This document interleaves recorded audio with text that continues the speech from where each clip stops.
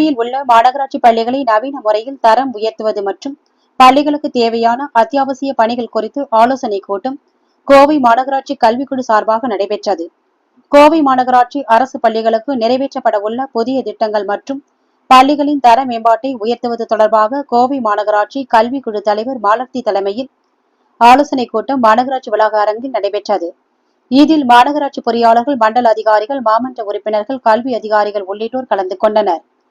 இதில் மாநகராட்சி அனைத்து பள்ளிகளுக்கும் குடிநீர் சுத்திகரிப்பு இயந்திரம் பொருத்த ஏற்கனவே நடந்த குழு கூட்டத்தில் ஆணையர் அறிவுறுத்திய நிலையில் தற்பொழுது மாணவர்களின் நலன் கருதி உடனடியாக செயல்படுத்தவும், அனைத்து பள்ளிகளுக்கும் கண்காணிப்பு கேமரா பொருத்த நடவடிக்கை எடுக்கவும் கோரிக்கை விடப்பட்டது.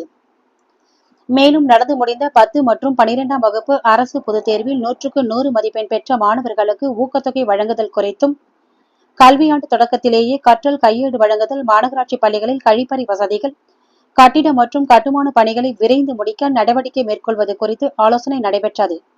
மேலும் பல்வேறு பள்ளிகளில் மைதானத்தை சீரமைப்பது, சேதமடைந்த சுற்று சுவர்களை சரிபார்ப்பது, உயர்நிலை மேல்நிலை பள்ளிகளில் ஸ்மார்ட் வகுப்பறைகள் அமைப்பது என பல்வேறு பணிகள் நடைபெறாமல் இருப்பதை சுட்டிக்காட்டிய கல்வி குழுவினர் உடனடியாக இந்த பணிகளை செயல்படுத்த முன்வர வேண்டும் என கூறினர்.